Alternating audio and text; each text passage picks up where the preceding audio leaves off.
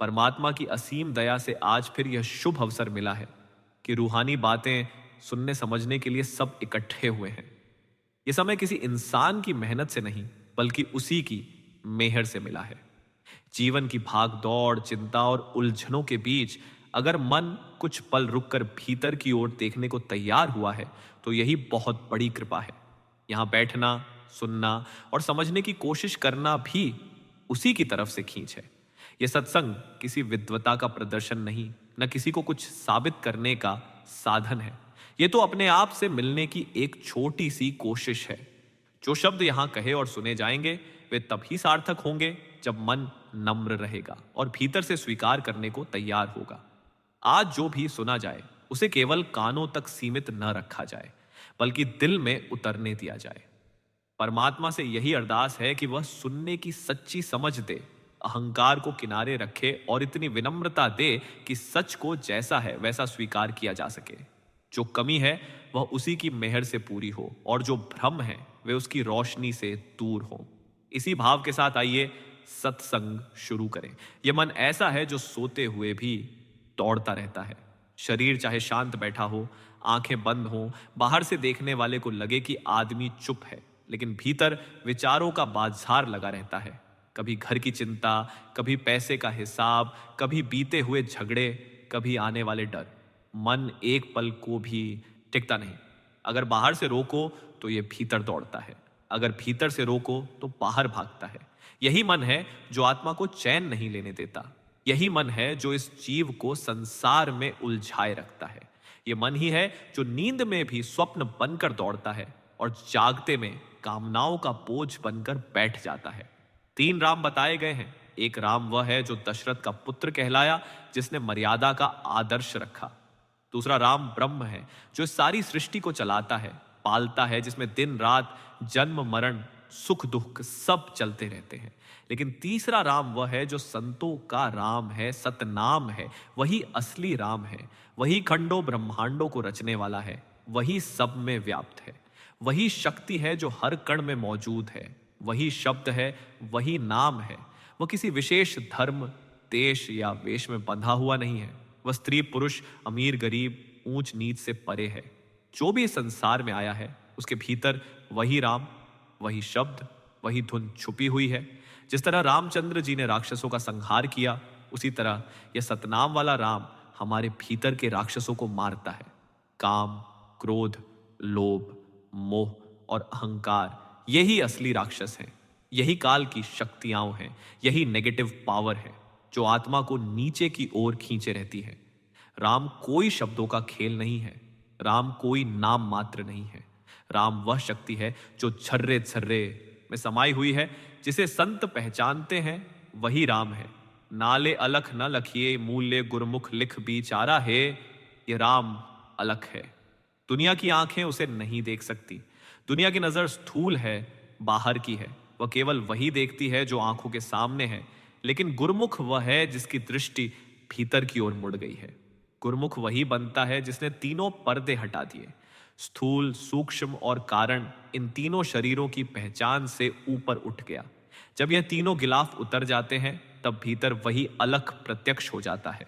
वही राम, वही वाहि गुरु, वही अकाल पुरुष। गुरुमुख साधु शरण तुम्हारी, कर कृपा प्रभ पार उतारी। अब विनती की जाती है कि हे प्रभु, हम तेरे संतों की शरण में आए हैं। संतों की शरण कोई बाहरी शरण नहीं है, ये भीतर की शरण है। जो साधना करके गुरुमुख बन जाते हैं, वे मन के अधीन नहीं रहते, वे नाम के अधीन हो जाते हैं। फिर प्रभु उन्हें पार उतार देता है। जन्म मरण की बेड़ियां वो टूट जाती हैं। आत्मा अपने असली घर की ओर चल पड़ती है। अग्न पानी सागर अत गहरा, गुरु सतगुरु पार उतारा है। यह संसार आग और पानी का समुद्र है। आग क्या है? वासनाएं, इच्छाएं, तृष्णा, जलन, ईर्ष्या, क्रोध, ये सब आग है। पानी क्या है? मोह, ममता, रिश्ते नाते, संसार का फैलाव। यह समुद्र इतना गहरा है कि इसकी थाह नहीं है। इसमें जो भी बिना गुरु के उतरा डूब गया। जिसने गुरु का हाथ पकड़ लिया वही पार हुआ। बिना सदगुरु ना कोई अपने घर गया है और ना जा सकेगा। यह कोई नई बात नहीं है, यह नियम युगों से चला आ रहा है।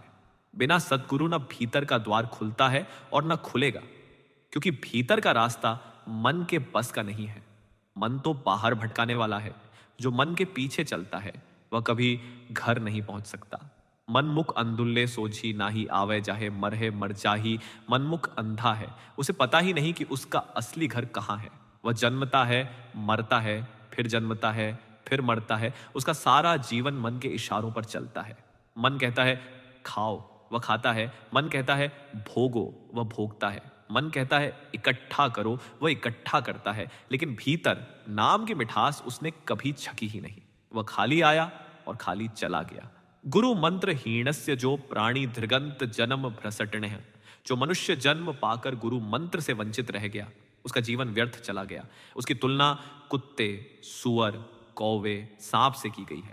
इसलिए नहीं कि ये जीव बुरे हैं, बल्कि इसलिए कि मनुष्य होकर भी जिसने आत्मा की पहचान नहीं की, वह अपने अवसर को खो बैठा।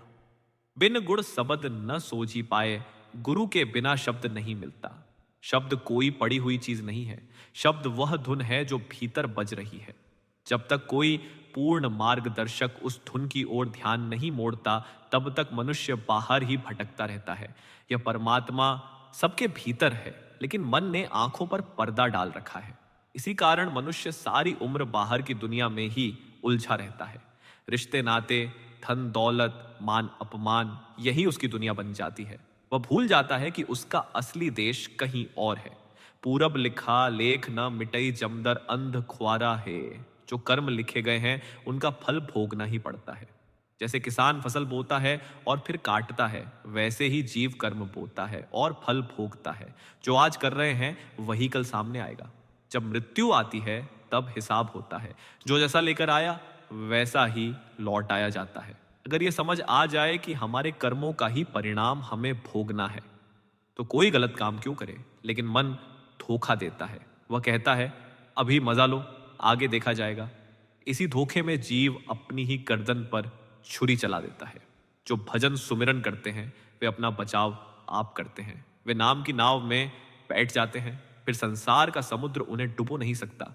एक आवे जावे घर वास न पावे, किरत के बांधे पाप कमावे। बहुत से लोग ऐसे हैं जिन्हें अपने असली घर का ख्याल ही नहीं है। मन आत्मा को बाहर ही बाहर दौड़ाता रहता है। न जागते चैन, न सोते चैन। अगर सोए तो स्वप्न, अगर जागे तो चिंता। यही कारण है कि संसार में रहते हुए भी सुख नहीं मिलता। हर आदमी अपने अपने जाल में फंसा हुआ है। कोई दुकान के जाल में, कोई खेत के जाल में, कोई पद प्रतिष्ठा के जाल में। दिन रात यही चलता रहता है। फिर मौत आती है और फिर नया जन्म, चक्र चलता ही रहता है। यह अंधी दौड़ तभी रुकती है जब भीतर नाम की पकड़ लगती है, जब सतगुरु की दया होती है, जब आत्मा मन से ऊपर उठने लगती है। तब पहली बार भीतर शांति का अनुभव होता है। फिर मौत आई, फिर जन्म मिल गया। यही चक्र है, यही कहानी है। इस दुनिया में कोई भी खाली नहीं है। कोई भी ऐसा नहीं जो कर्मों से मुक्त होकर घूम रहा हो। हर एक किसी न किसी बोझ को सिर पर उठाए फिर रहा है। इंद्रियों के भोगों के लिए, थोड़ी सी लज्जत के लिए, थोड़े से सुख के लिए मनुष्य क्या क्या नहीं करता। चोरी करता है, ठगी करता है, दुराचार करता है, झूठ बोलता है, किसी का हक मारता है, किसी को धोखा देता है। दिन रात इसी में लगा रहता है कि किसी तरह और पालूं और इकट्ठा कर लूं, लेकिन ये नहीं सोचता कि इसका हिसाब भी देना पड़ेगा। अंधले सोची पूंछ न काई, लोभ बुरा अहंकारा है। अब गुरु नानक साहिब फरमाते हैं कि हाय अफसोस, ये सारी दुनिया अंधी हो गई है। इसे सूझबूझ ही नहीं रही। लोभ ने आंखों पर पर्दा डाल दिया है। अहंकार ने विवेक को खत्म कर दिया है। मनुष्य सोचता ही नहीं कि जो आज कर रहा है उसका फल कल भोगना पड़ेगा। पाप करते समय हंसता है, मजे लेता है, लेकिन जब वही पाप नरकों में सामने आते हैं तब रोता है, चीखता है। वहां कोई सुनने वाला नहीं होता। दुनिया में तो कहावत मशहूर है कि लालच बुरी बला है, लेकिन फिर भी आदमी उसी लालच के पीछे पागल होकर दौड़ता है। फिर बिन किया तिस धन सीगारा, पर फिर राती खसमू विसारा। गुरु साहिब उदाहरण देकर समझाते हैं।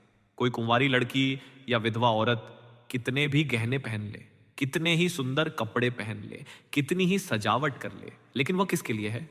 उसका पति नहीं है। वह सजावट किस काम की? उसी तरह आत्मा का असली पति परमात्मा है, वाहिगुरु है, अकाल पुरुष है, लेकिन इस आत्मा ने अपने असली पति को भुला दिया और मन को अपना पति बना लिया। मन आगे इंद्रियों का गुलाम है। वह कभी आंखों के पीछे दौड़ता है, कभी जीभ के पीछे, कभी कानों के पीछे, कभी शरीर की वासनाओं के पीछे। अब जो पति खुद ही भटका हुआ है, वह आत्मा को क्या रास्ता दिखाएगा? आत्मा परमात्मा का अंश है। वह सचखंड से आई है, वह मालिक की संतान है, लेकिन उसने मित्रता किससे कर ली? मन से। और मन की दोस्ती कैसी है? मन आत्मा को कभी टिकने नहीं देता, कभी यहां भटकाता है, कभी वहां। आत्मा अपने असली घर जाना चाहती है, लेकिन मन उसे बाहर ही बाहर उलझाए रखता है। इसीलिए आत्मा का ठिकाना नहीं बन पाता। ज्यों बेसुआ पूत बाप को कहियई त्यों फोकट कार विकारा है। गुरु साहिब बहुत कठोर उदाहरण देते हैं ताकि जीव जाग जाए। जैसे कोई वेश्या का पुत्र हो तो वह किसको अपना पिता कहे? उसके पास तो सैकड़ों आते हैं, सैकड़ों जाते हैं, उसकी कोई स्थायी पहचान नहीं होती। उसी तरह यह जीव भी परमात्मा को छोड़कर कभी किसी देवी को मानता है, कभी किसी देवता को, कभी पत्थर को, कभी पेड़ को, कभी पानी को, कभी काम में डूबा है, कभी क्रोध में, कभी लोभ में, कभी मोह में, कभी अहंकार में। ये खुद ही अपना गला काट रहा है, खुद ही अपने पैरों पर कुल्हाड़ी मार रहा है। जब तक पूरा सतगुरु नहीं मिलता, आत्मा सुहागिन नहीं होती। कबीर साहिब साफ कहते हैं, निगुरा जे सुमिरन करे, दिन में कई एक बार बेसवा सती होना चाहे, कौन करे करे भरतार, बिना गुरु के सुमिरन भी अधूरा है। जैसे वेश्या सती बनना चाहे, लेकिन पति के बिना सती कैसे बनेगी? उसी तरह बिना सद्गुरु के आत्मा का सुमिरन उसे पार नहीं ले जा सकता। प्रेत पिंजर महादुख घनेरे, नरक पचे अज्ञान अंधेरे। अब गुरु साहिब चेतावनी देते हैं। बुरे कर्म करने वाला जीव भूत प्रेत की योनियों में जाता है, नरकों में जाता है। वहां अज्ञान का घना अंधेरा होता है, वहां अंधेरी कोठरियां हैं, वहां आग है, पीड़ा है, यातना है। वहां रोने पर भी कोई दया नहीं करता। नरकों का हाल सुनकर ही रूह कांप जाती है, लेकिन जीव है कि सुनकर भी नहीं जागता। धर्मराय की बाकी ली जाए, जिन हरि का नाम विसारा है। गुरु नानक साहिब कहते हैं कि जिन लोगों ने हरि का नाम भुला दिया, उनकी धर्मराज के दरबार में हमेशा पेशी लगी रहती है। जैसे दुनिया में अपराधियों की पेशी होती रहती है, वैसे ही इनकी भी। कभी मक्खी बने, कभी मच्छर, कभी कुत्ता, कभी बिल्ली, कभी बैल। हर योनि में दुख ही दुख है। मनुष्य जन्म सबसे ऊंचा जन्म है, करोड़ों वर्षों के बाद मिलता है, लेकिन इसने इस जन्म को भी कुत्तों बिल्लियों की तरह गंवा दिया। जिस तरह किसी कुम्हार को हीरा मिल जाए और वह उसे गद्दे के गले में बांध दे, तो हीरे की कीमत नहीं पड़ जाती। जब वही हीरा जौहरी के पास जाता है, तब उसकी असली कीमत आंकी जाती है। इसी तरह मनुष्य जन्म हीरा है, लेकिन इसने उसे मन के गले में बांध दिया। सूरज तपय अग्न बिख झाला, अपत पशु मन मुख पे ताला। गुरु साहिब बताते हैं कि नरकों में आग का सूर्य तप रहा है, आग के खंभे हैं। अगर वहां की एक चिंगारी भी इस दुनिया में आ जाए तो पूरी दुनिया जल जाए। मनमुख होकर, मन के कहने पर चलकर जीव को वहां जलना पड़ता है। वह बेशर्म बन गया है, उसे कोई लाज नहीं रही। उसने मन से प्रेम किया और अपना सब कुछ बर्बाद कर लिया। कासा मनसा कूड़ कमावे, रोग बुरा बुरियारा है। इसने सारी उम्र दुनिया की आशा की, दुनिया की मनसा की, इसी दुनिया को अपना ईमान बना लिया। लेकिन ये दुनिया कूड़ है, झूठ है, नाशवान है। जो चीज नष्ट होने वाली है, उसी की आशा करना भी कूड़ है। ये कहता है, मेरी दौलत, मेरा घर, मेरे बच्चे। यही सोच इसे रोगी बना देती है। यही सोच इसे जन्म मरण में बांधे रखती है। जब मौत आई, यमदूत इसे धर्मराज के दरबार में ले गए। वहां हिसाब खुला।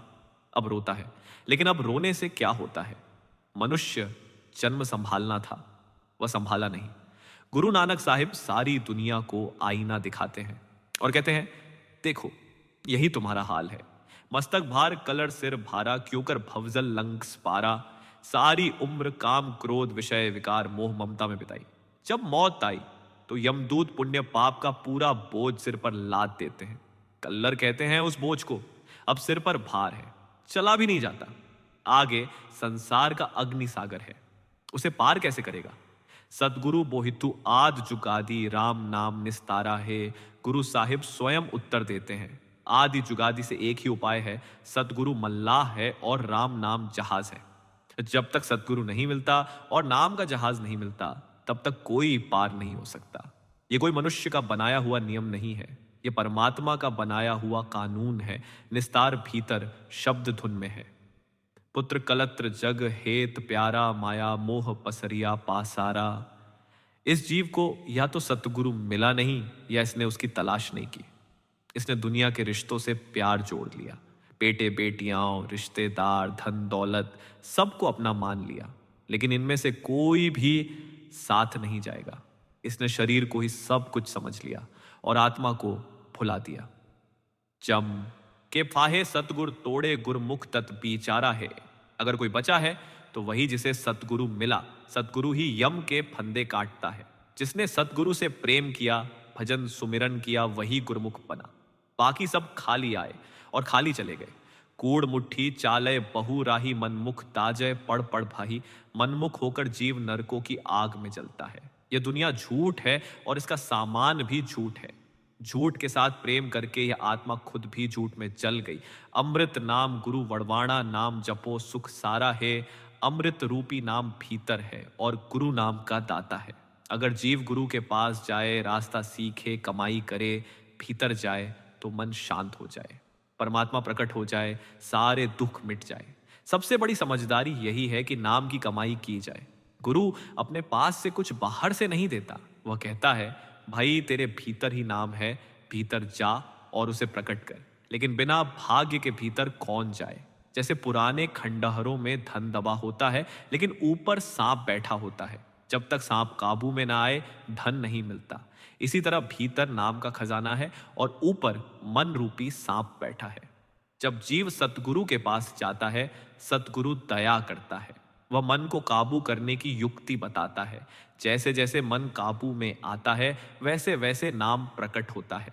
जब नाम प्रकट होता है, तब परमात्मा स्वयं सामने आ जाता है। यही सच्चा सुख है, यही सच्ची मुक्ति है। वह कहीं गया नहीं है, वह हमें छोड़कर दूर नहीं बैठा। वह आज भी हमारे साथ है, बिल्कुल वैसे ही जैसे पहले था। फर्क सिर्फ इतना है कि जिनका पर्दा खुल गया है, उनको वह दिखाई देता है। वे जब चाहें, जैसे चाहें उससे बातें कर लेते हैं। उनके लिए सतगुरु कोई याद या कल्पना नहीं है, वह प्रत्यक्ष है।